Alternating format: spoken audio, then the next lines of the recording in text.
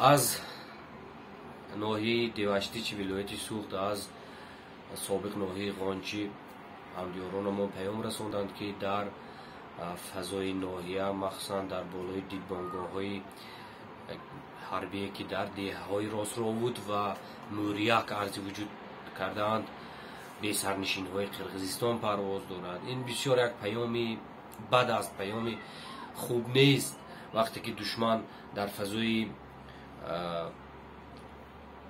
پرواز دارد و توسط ماهواره توسط سپوتنیک دیدبانگاه‌های ما را علامت گذاری میکند یا به نقشه میگیرد که اونجا هجوم کند. این بسیار یک ظهورات خوبی نیست و بسیار دل آدم سیاه می شود که عاقبت این به نقشه گیری نظارت کردن دشمن چی باشد.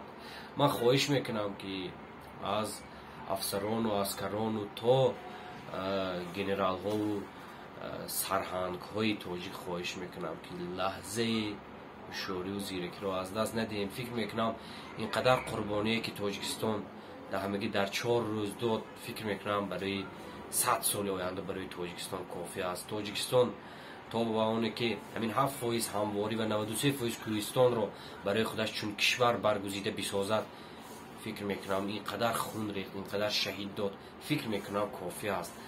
من از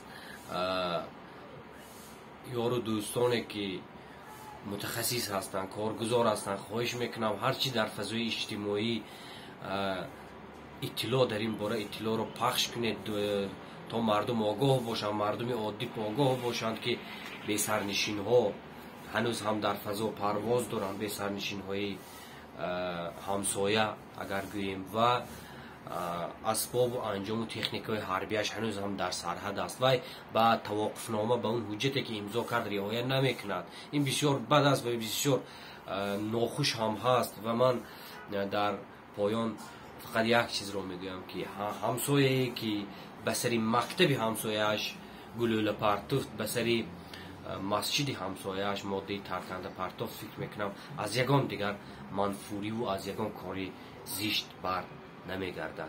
هوشیاری و باز هم هوشیاری، قربانی بس، شهید دادن بس. تاجیکستان.